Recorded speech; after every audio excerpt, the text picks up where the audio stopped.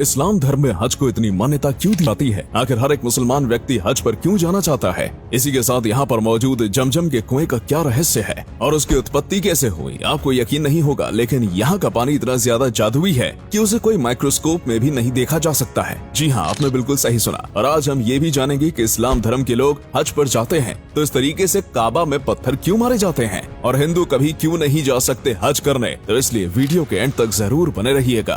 दोस्तों, इस्लाम धर्म में हज को सबसे ज्यादा मान्यता दी जाती है। इस्लाम धर्म के 5 स्तंभों में से एक हज भी है। यहाँ पर आने के बाद माना जाता है कि मुसलमान व्यक्ति पवित्र हो जाते हैं और उन्होंने जो भी गलती की है वो सब साफ हो जाती है। यानी कि यहाँ पर ही अपनी गलती की माफी मांगने आते हैं, क्योंकि यहाँ पर ही अल्लाह द्वारा भेजे गए आखिरी नबी मोहम्मद साहब का जन्म हुआ था। इसलिए वो लोग इसे अल्लाह का घर बताते हैं और जो यहाँ की यात्रा करता है वो अपने सारे पापों से मुक्त हो जाता है और इस यात्रा को हज कहा जाता है। हमने पहले कहा इस्लाम धर्म के 5 स्तंभ होते हैं और उसमें से जो 4 स्तंभ होते हैं उसे तो हर मुसलमान घर पर बैठकर ही कर सकता है, लेकिन हज के लिए ऐसा नहीं होता। हज के लिए उसे मक्का मदीना आना ही पड़ता है। हज का मतलब होता है अल्लाह के घर जाना। और जैसे कि रोज नमाज पढ़ना और रोजा रखना एक इस्लाम धर्म के व्यक्ति को सच्चा मुसलमान बनाता है, बिल्कुल वैसे ही हज की यात्रा पूरी करके वो अपने जीवन को सफल करते हैं। इसलिए हर एक मुस्लिम व्यक्ति एक न एक बार अपने जीवन में हज की यात्रा करता ही है या फिर उसे करनी ही चाहिए। मक्का शहर में हर एक मुसलमान काबा की यात्रा पर जाता है। काबा एक काली इमारत है जिसे आपने कई बार देखा होगा। ये कुछ इस तरीके से दिखती है। ये बहुत ही ज्यादा सुंदर मस्जिद है और इस काली इमारत के अंदर क्या है ये भी एक अलग ही रहस्य है जो कि अभी तक नहीं सुलझा। इसी के साथ इसके अंदर किसी भी गैर मुसलमान व्यक्ति का जाना बिल्कुल भी अलाउड नहीं है। यहाँ पर अंदर जाने से पहले कई सारे पेपर्स की चेकिंग करनी पड़ती है और उसके बाद ही अंदर जाने दिया जाता है, क्योंकि यह मुस्लिम धर्म के लिए बहुत ही ज्यादा पवित्र जगह है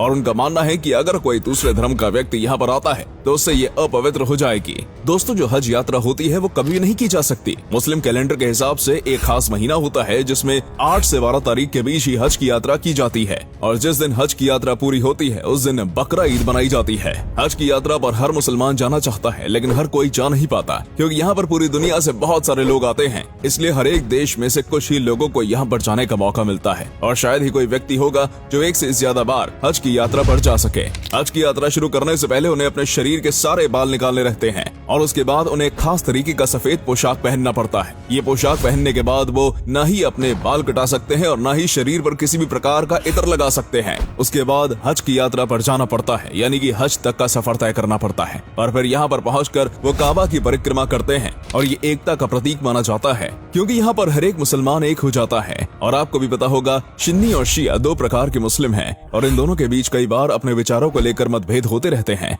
लेकिन यहाँ पर आने के बाद ये सब एक हो जाते हैं और नमाज अदा करते हैं। उसके बाद ये यात्रा करीब 5 दिन तक चलती है और हर एक दिन एक नई प्रकार की रस्म अदा की जाती है और मक्का मदीना में बने कई पवित्र स्थलों पर जाया जाता है और उसके बाद इसका अंत काबा में बने 3 पिलर्स पर पत्थर मारकर किया जाता है। जी हाँ, आपने बिल्कुल सही सुना। काबा के अंदर 3 पिलर्स बने हैं जिस पर हर एक मुसलमान अपनी पूरी ताकत से पत्थर मारता है और बहुत ज्यादा बद्दुआ देता है। इसके बिना हज की यात्रा पूरी नहीं हो सकती। यहाँ पत्थर क्यों मारा जाता है इसके पीछे भी पूरी कहानी है। दरअसल मुस्लिम धर्म में ऐसी मान्यता है कि एक बार अल्लाह ने इब्राहिम को अपनी सबसे प्यारी चीज की कुर्बानी देने को कहा था और इब्राहिम की सबसे प्यारी चीज थी उसका बच्चा, जिसका नाम था इस्माइल। और अल्लाह के कहने पर वो अपने बच्चे की कुर्बानी देने के लिए तैयार हो गया और जब वो अपने बच्चे को लेके जा रहा था तब रास्ते में उन्हें एक शैतान मिला था जिसने उनसे कहा था, आप अल्लाह के कहने पर अपने बच्चे की जान क्यों दे रहे हैं? आखिर बूढ़ा होने पर आपकी देखभाल कौन करेगा? ये सुन के इब्राहिम ने थोड़ी देर सोचा, पर फिर अपनी भावनाओं पर नियंत्रण रखकर वो आगे बढ़ गए और जब इब्राहिम के बेटे की कुर्बानी हो रही थी तो इब्राहिम ने अपनी आंख बंद कर दी और आंख खोलने पर देखा कि उसका बच्चा सही सलामत था और ये बस एक परीक्षा थी। और इसलिए जो भी मुसलमान हज यात्रा पर जाता है तो हज यात्रा का अंत इस शैतान को पत्थर मार कर ही करता है। ये रस्म का एक महत्वपूर्ण हिस्सा है। उस शैतान को बुरा भला भी कहा जाता है क्योंकि उसने अल्लाह के बारे में गलत बातें फैलाई थी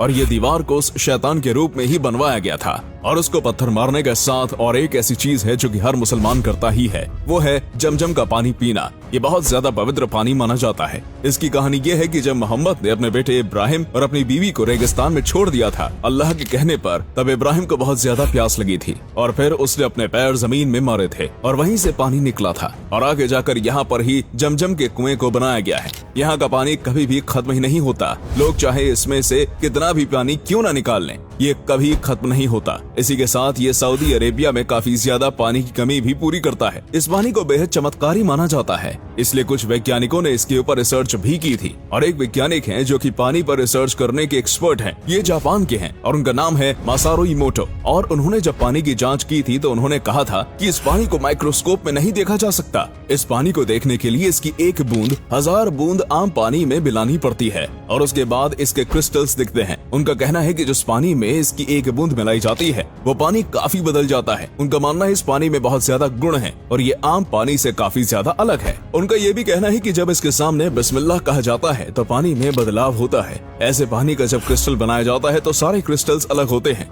लेकिन इस पानी के क्रिस्टल्स बनाने पर सारे एक ही तरह दिखते हैं। लेकिन वहीं कई लोग इनकी बातों पर विश्वास नहीं करते, क्योंकि उनकी और भी कई थ्योरीज हैं जो काफी कंट्रोवर्शियल रही हैं। पर ये बात पूरी तरीके से सच है कि जमजम का पानी नॉर्मल बिल्कुल भी नहीं है। इसमें कुछ खास बात तो जरूर है जो कि शारीरिक ताकत बढ़ाता है और शरीर को बहुत ज्यादा गुण देता है। अब आप इसे अल्लाह का चमत्कार कहिए या कुदरत की देन, ये आपके ऊपर है।